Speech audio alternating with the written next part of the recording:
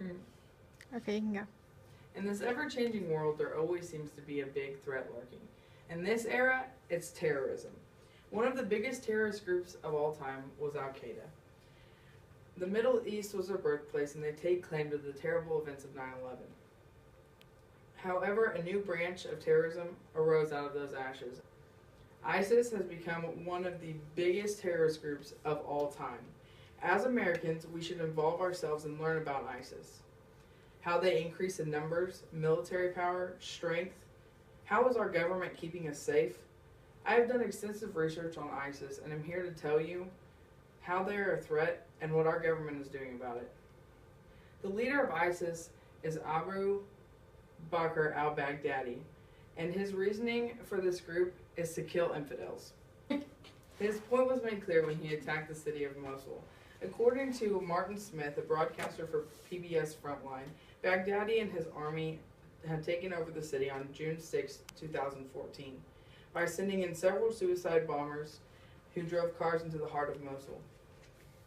The city was full of close to 1.8 million civilians, and only took 800 ISIS members to overtake the city. The car bombers were the main hit of the impact. Baghdadi made his speech at the pulpit of Mosul's church, praising Allah and seeking forgiveness. He says, "This is the time when the Prophet commands his armies to fight and do jihad against the infidels." After a speech in Mosul, thousands more jihadists made their way to Iraq and Syria to join ISIS. How do they make their money to keep this operation running? You ask, the terrorist group has many connections. Newsweekly Global notes that ISIS has many people and ties to criminal enterprises, like smuggling and blackmail. ISIS took all of the oil rigs that were in the countries that they overtook and all the cities that they overtook.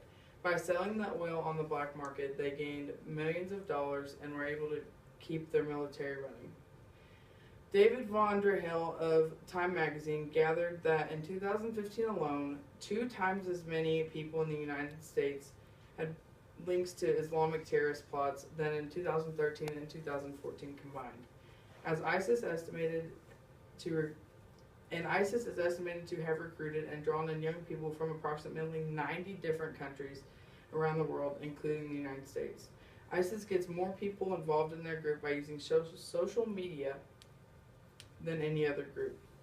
They show beheadings and mass killings in public and show the pictures on social media. Things like Twitter, where they can find more recruitments.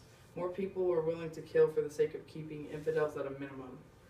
A reason Al Qaeda may not have had as many supporters is probably because they didn't have the wide outreach that ISIS has using social media. Most people in America have a Twitter, an Instagram, or a Facebook page. Americans do not realize that the same apps they're using to post family vacation pictures and holiday trips is the same apps that ISIS is using to get recruits. When the attack in Mosul happened, the Iraqi military was overrun. The military was using most of the United States military equipment. So when ISIS overtook the Iraqi army, they also gained control of the U.S. equipment. President Obama is not a fan of sending in troops fighting in the Middle East, which is one of the reasons the Iraqi army has the U.S. equipment. However, he does get credit for the team that killed Osama bin Laden.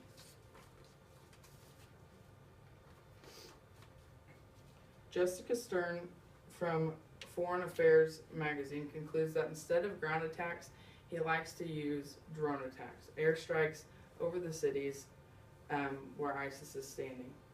These drone attacks became much more frequent in Obama's presidency than ever in Bush's presidency. 349 out of the 400 airstrikes that has happened to ISIS were all called during Obama's presidency. However, the downfall of using drones instead of ground forces is that there is never a 100% chance of not killing civilians, which is also not possible but less likely when you get troops on the ground. Many Americans support using the least amount of troops on the ground. I think some are needed, however. President Obama relies heavily on surveillance of our country and other countries to find out what's going on. Because he knows that we as Americans have had a lot of men and women go back and forth from Iraq in the period of the last 8 years, 8 years up until 2011. Americans are not very supportive of as many people that have gone through. So instead of sending our own men back into Iraq, he relies on other governments' ground forces to provide and maintain civilian population.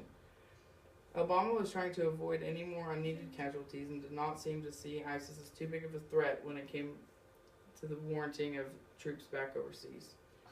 However, if ISIS did intend on attacking the U.S., we should be prepared for something much larger and much worse than 9/11. Now that President Trump is in office and worried a lot more about the problems within the U.S. than with our U.S. problems overseas, it would be definitely something different to look out for, as the change of presidents is going to have an effect on our ISIS problem. So ISIS, the never-ceasing terrorist attackers on our country and on this world, we need to stick together as Americans and learn as much as we can about ISIS so that we're prepared if anything were to happen again. Thank you for listening. See you later.